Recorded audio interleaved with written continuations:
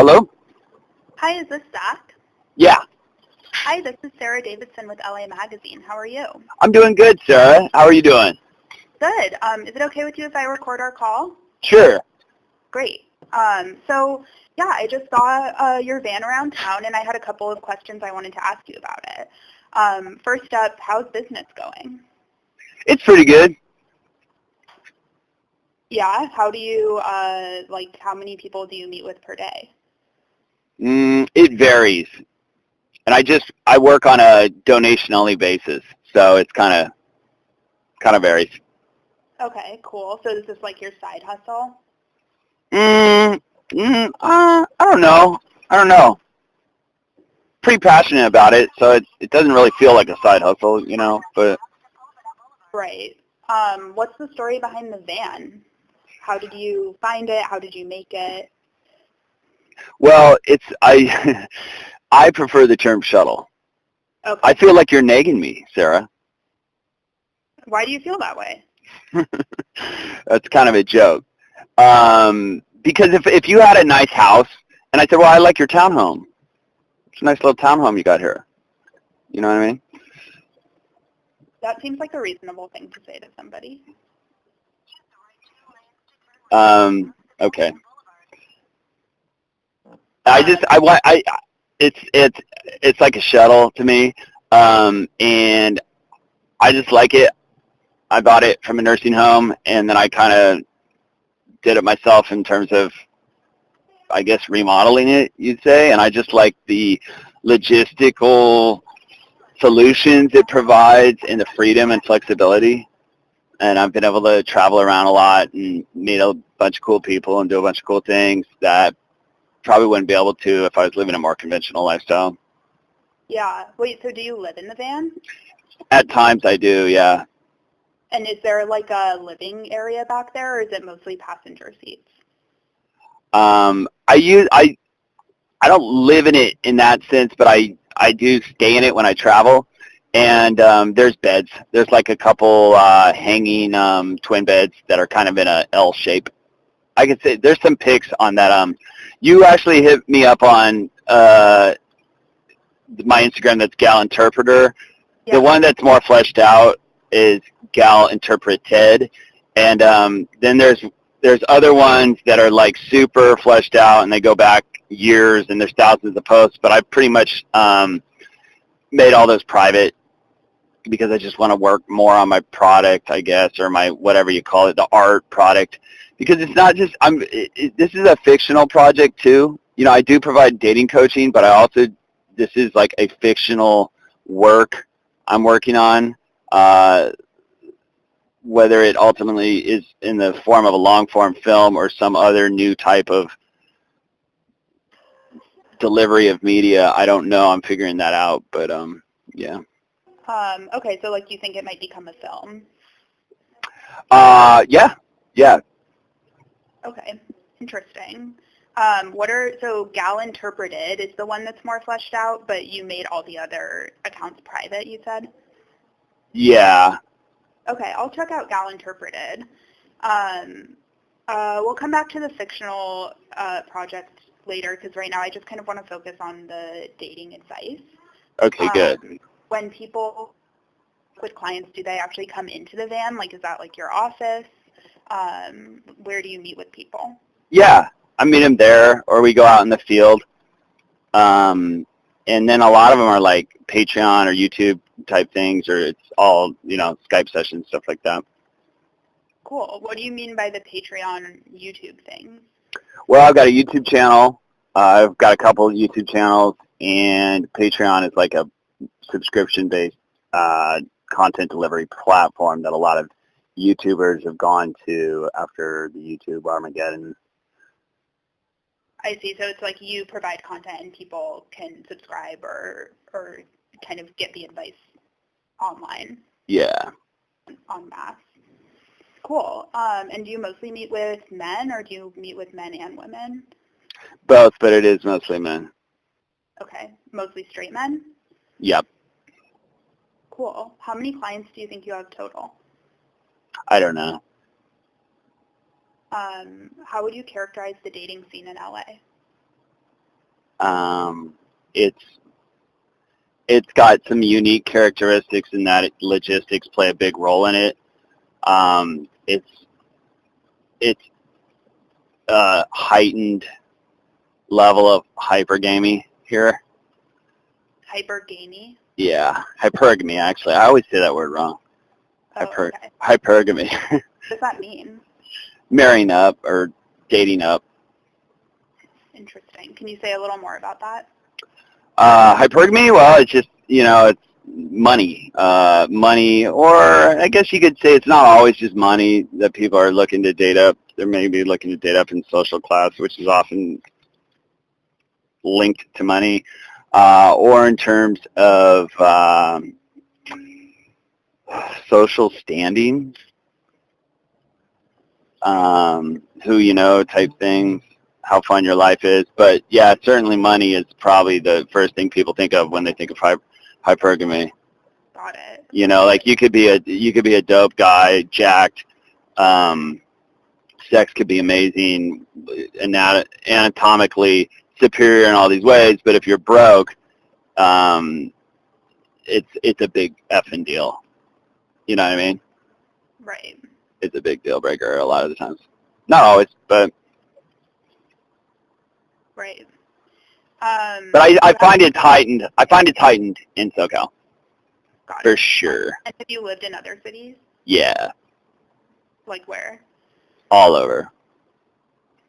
Cool, cool. Do you have any Valentine's Day advice for Angelinos?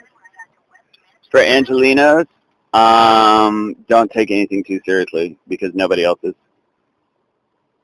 Great. And that's like a really good way to not put so much pressure on whatever situation you're in dating-wise.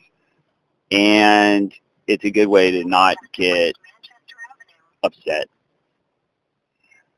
Yeah, I totally see that. Do you have Valentine's Day plans?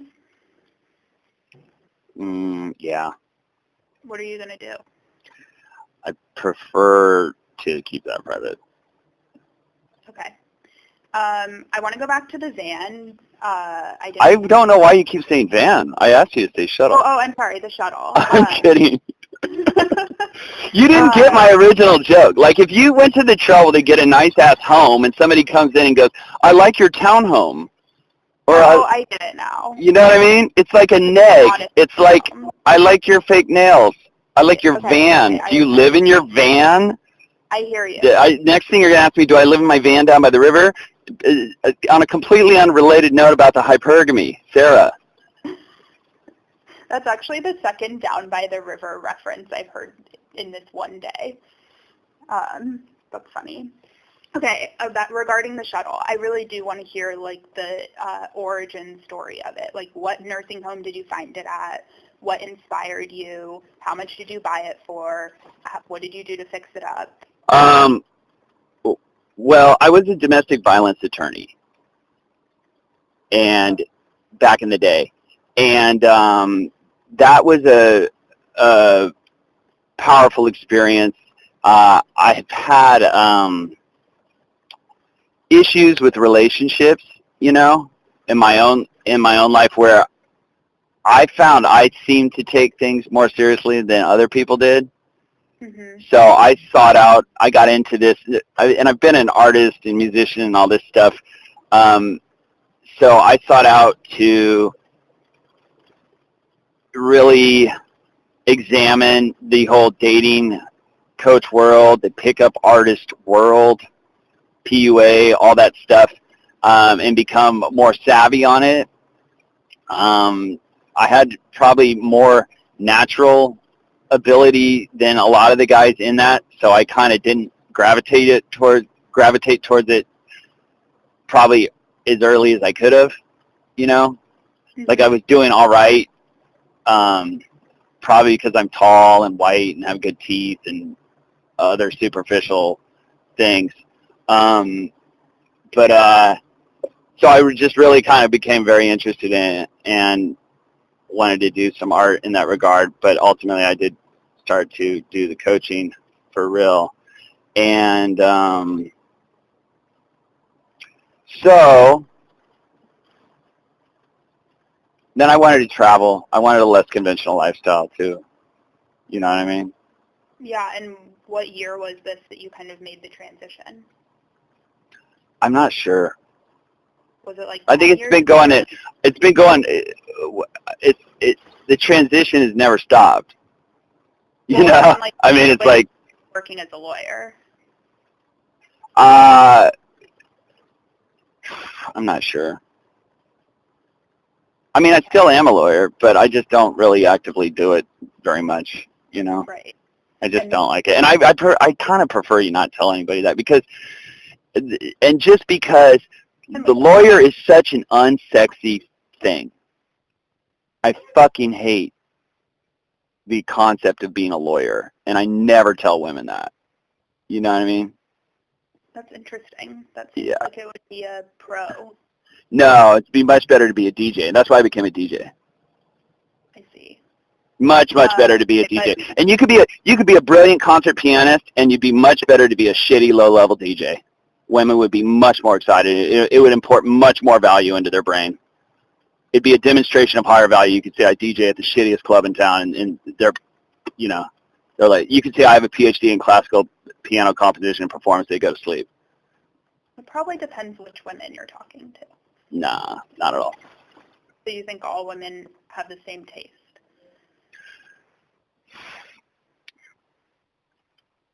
I'm just going to say yes just to be splashy and get a reaction out of you. So yeah, they do. Okay, but you didn't finish telling me the shuttle story. So you're very interested in the shuttle. Yeah. Why? Well, I think it's interesting that... Does it creep you out? They might be interested in what's the story behind it. I was just trying to creep out as many people as possible. Do you think it's working? Yes. So what nursing home did you find it at? I don't know. What does that matter? Some random nursing home. Did you have to pay for it? Yeah. Was it expensive? No. Did you do you want to know how much money I have in my bank account too? Did you do the painting yourself? Yes. Cool. Okay, anything else? Oh, tell me about your fiction project. Well, I play GI. What does that mean? It's my name in the role. I see. Got it. And the gal... Okay, first off, it started as Girl Interrupter. Kind of through someone... It was a joke I made to someone on FetLife. And on FetLife. What's that? And it's a fetish... What kind of fetish community dating website? FetLife or SetLife? Fet. F-E-T. Okay. So, I don't know, the woman was like, and this is a woman who wants, like, nothing but, whatever, I'm not going to get into it, but she said something like, what does that mean? And, or, I don't know. But anyway, I responded to some quip she made by saying, no, I'd rather make you a girl interrupted. Mm-hmm. And I just liked that. I've always liked that movie title. I always thought that movie title was super,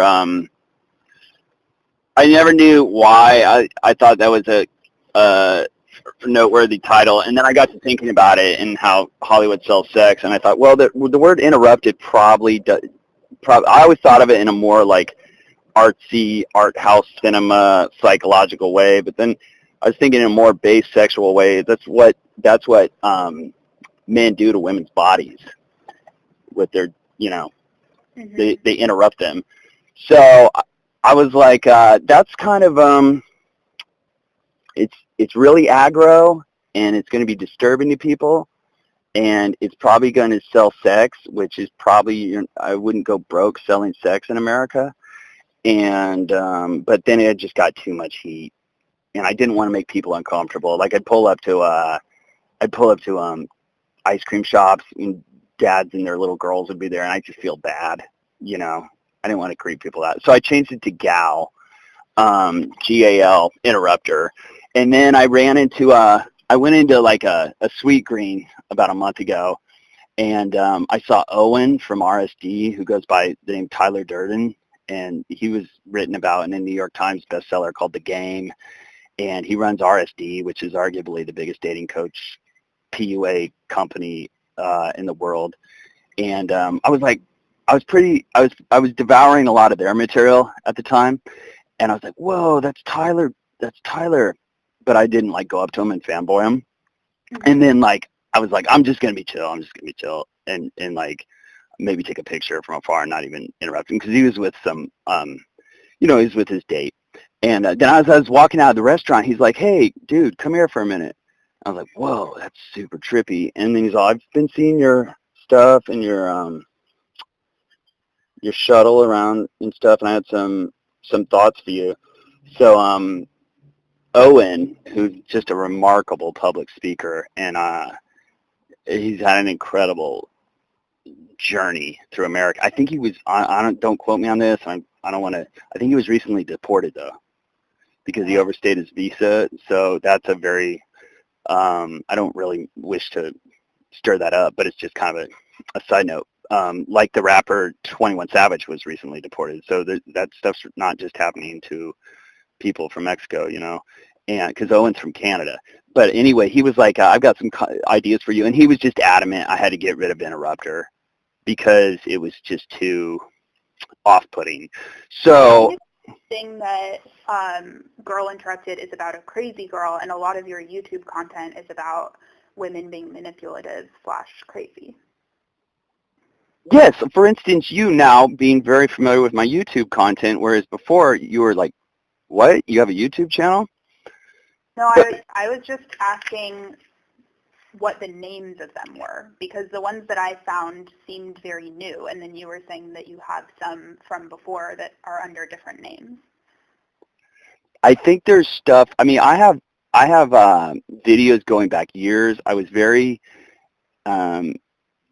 basically documenting and getting in part of the DIY scene and the smell scene and all that with the music scene. I have videos going back probably to like 2011, but this Girl Interrupter stuff, I think probably the first ones are like 4 months ago, Okay. But anyway, Owen was like, you got to change. What's that? Like, are those videos fiction or nonfiction? They're fiction, and it says that on the YouTube channel. Okay, so it says that, and yeah, and people don't hate Al Pacino for playing Scarface, you know what I mean? But plenty of people hate me for playing GI, you know what I mean? Why are you okay with that? I'm not okay with it. I don't like it, but at the same time, I think it's part of what makes art important. It's part of what makes art noteworthy or cathartic. Is people who are willing to push buttons. Kurt Cobain was willing to make people uncomfortable. So what are you? He not just give people what What is your art in the service of?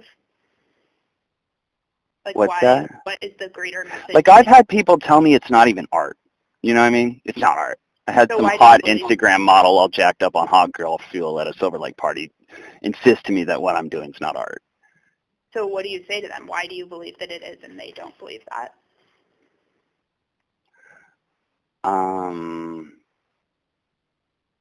Like, how do you defend your art? I don't. What is the greater? The second I start defending it, I'm in their frame control. Do you think that they're reacting to the sort of like misogyny of it?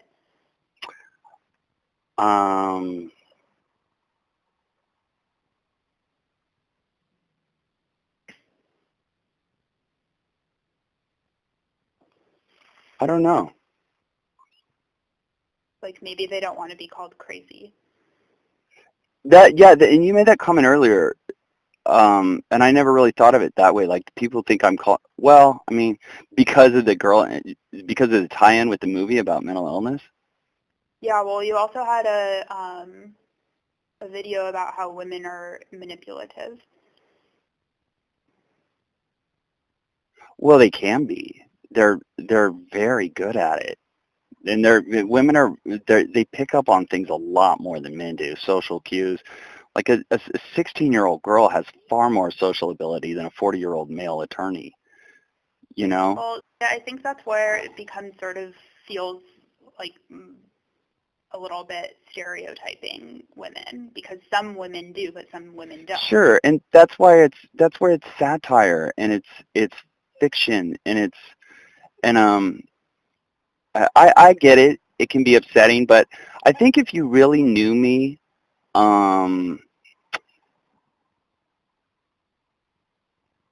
you would feel that the project's in good hands. It could be or that it could be in far worse hands than mine. Interesting. Well, I think that it wasn't totally clear to me that it was satire from the beginning. So maybe that's why people Well, it wouldn't make you as uncomfortable as it is if it was totally clear that it was satire. That's interesting. Okay, well, do you have any closing thoughts? And I don't know why I like to make people so uncomfortable. And I on some levels, I don't think I do like to make people feel uncomfortable. But at the same time, people make me super uncomfortable. You know what I mean? And what's that? Can you talk more about how people make you uncomfortable?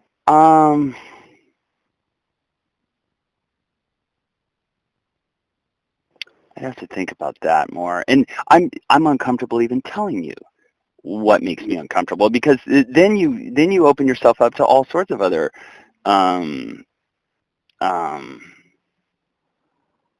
criticism. You know, the free flow of ideas has been severely shut down in this country, particularly for men. So men don't even want to tell you what they think anymore, because they're just like, nah, I fell for that before. Been there, done that. And the only reason I'm doing this is because I'm literally crazy.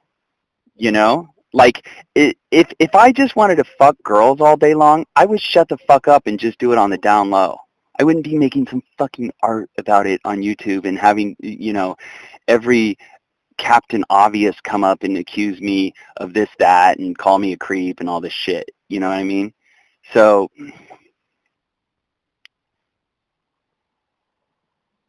some people love what I do, though.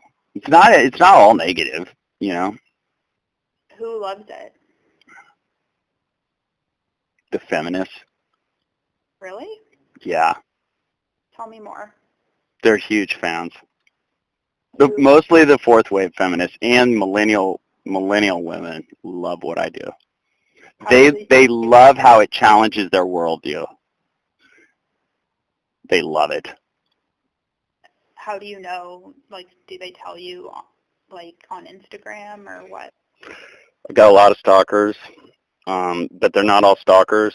Yeah, on Instagram, in person, stuff like that. Cool. Oh, also, before we get off the phone, could you give me, your name is Zach, your first name is Zach. Yeah. What's your last name? I prefer not to give it. Okay, do you have an age? I prefer not to give that, too.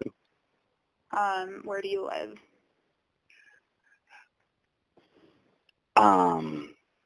Where do I live? Yeah. Like, are you living in the shuttle right now? Like, I'd prefer not to say. Okay. Do you want to know if I have any stock options, too? What? Do you want to know if I have any stock options? Well, I'm a journalist. I'm just doing my duties.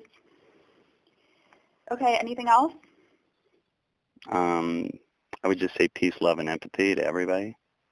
Okay, cool. Well, thanks, Zach. It was nice talking to you. Thank you, Sarah Davidson. And I think I sense, Sarah, in some of your questions and in some of your tone, that you're not that happy with me. But just know that I do care what you think, and I aim to be an instrument of good.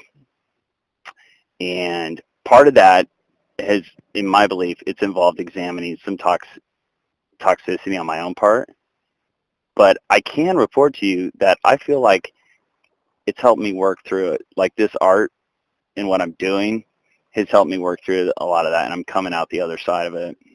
Do you have like an example of like a behavior that changed?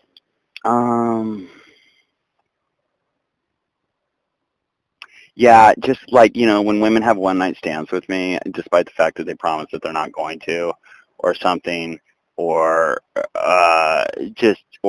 or they block me on Instagram for no apparent reason. I'm a lot better at just letting that shit go. What did And you just being the meh, blase, hot guy who just fucking keeps it moving and stays in abundance, and doesn't have to fucking slut shame a woman or be critical or get in a rage quipping contest where they just keep it moving, and and just go on an upward spiral of energy rather than a downward one, and realize they're on their own journey. There's things I can do better. In terms of here's something that's really been key to me lately is realizing that women see, when guys think they're being subtle, when women actually see it as they're being obvious.